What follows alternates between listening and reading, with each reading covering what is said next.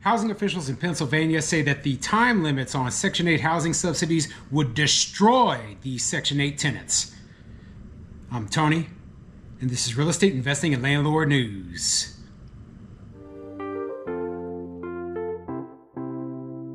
All right, so I have quite the interesting article for you today, and it's coming out of the state of Pennsylvania. Now, when I read this article, you know what?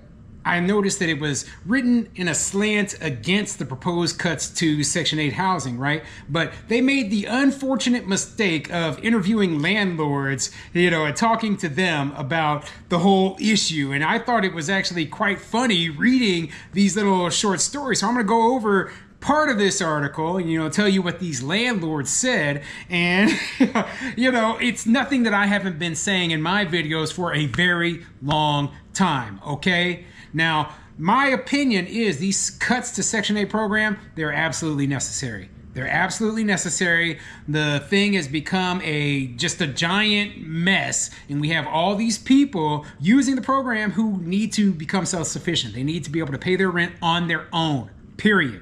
Okay? Now, some people, they'll sit there and, you're going to cut the elderly off and the disabled. There was never at any point in time a talk about that, okay? That is a straw man argument.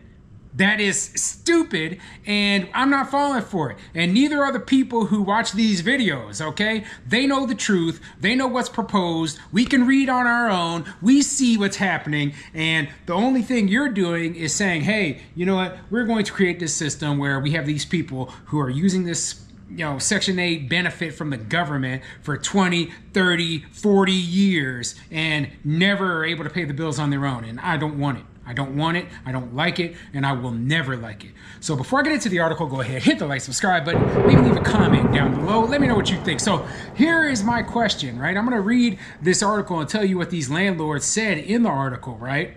But as a landlord yourself, who has had Section 8 tenants, have you ever seen any of your Section 8 tenants become self-sufficient, rely upon their own income in order to pay the rent? Have you ever seen that?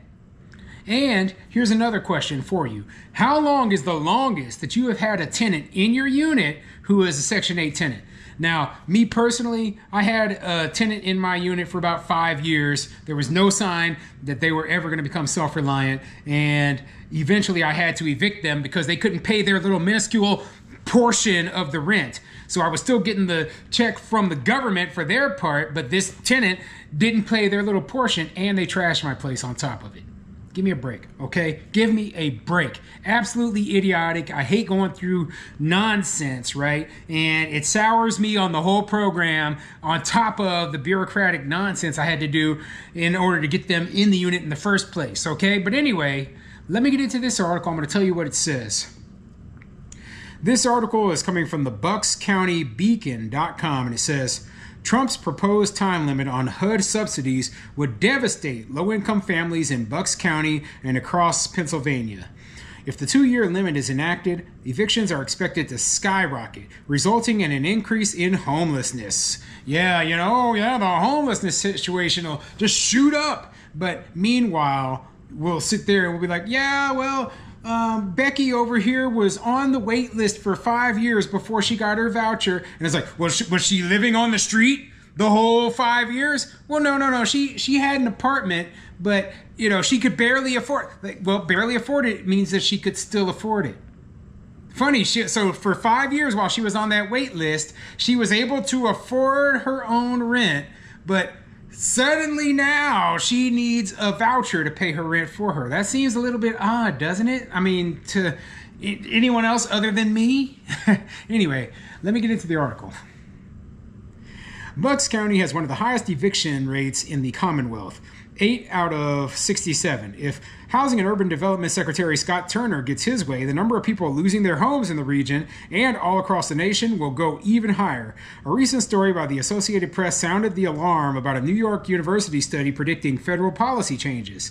The firm and center warned that HUD might impose 2-year limits on the length of rental subsidies for low-income families, impacting not only working parents, but their landlords as well. So this is the argument that they're trying to use. They're like, hey, you landlords are about to lose your government checks, and that'll really hurt your businesses, right? And here's the thing, right?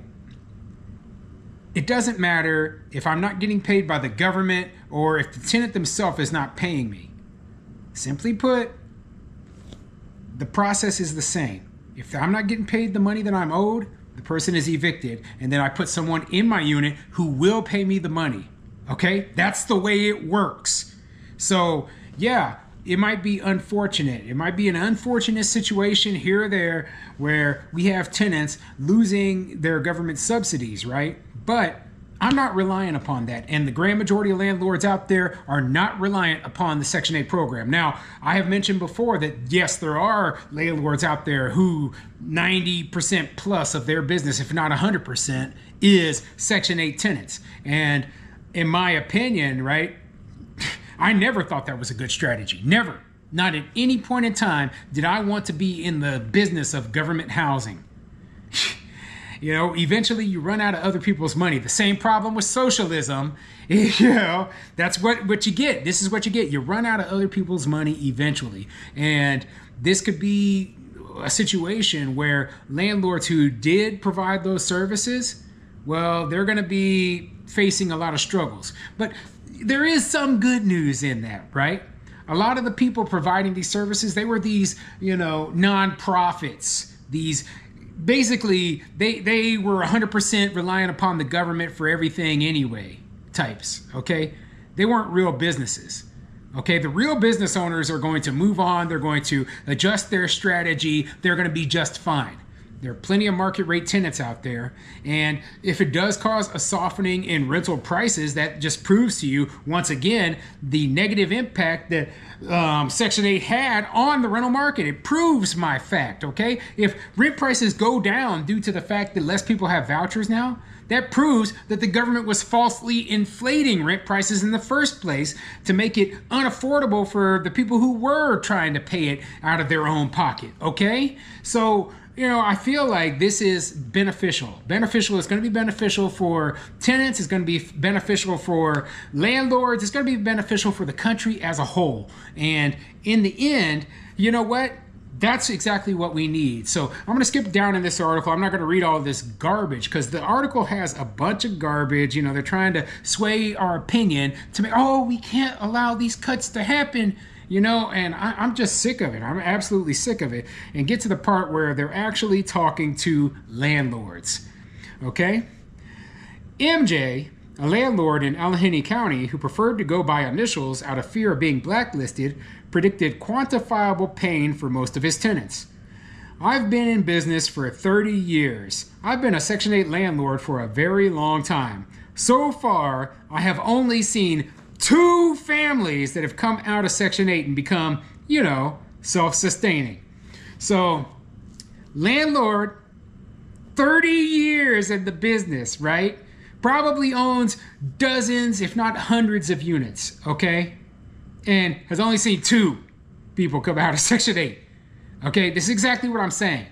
People, once they get those vouchers, they never want to get rid of them, ever, okay? They are 100% reliant upon them. And if a landlord themselves is saying that, hey, you know, nobody ever gets off of this program, then that's exactly what's happening, okay? And instead of creating a system where we push people towards self-reliance, we're pushing them towards dependency. And that is the opposite of what we should be doing. So anyway, here's the other landlord. Alexis Crew of Lehigh County has only 1 Section 8 unit. She leases an apartment in neighboring Cambria County to a hard-working single mom. Because of how long the woman struggled waiting for housing, Crew knows that if she lost her subsidy, she wouldn't be able to pay the rent. My tenant on Section 8 is in year 2 right now, and she'd been on the waiting list for 7 years before she got to me. Okay, now I don't know if this is an argument for anything, but we're talking about a single mom who was on the waiting list for 7 years, you know, like she wasn't living in her car for 7 years. I guarantee that, okay?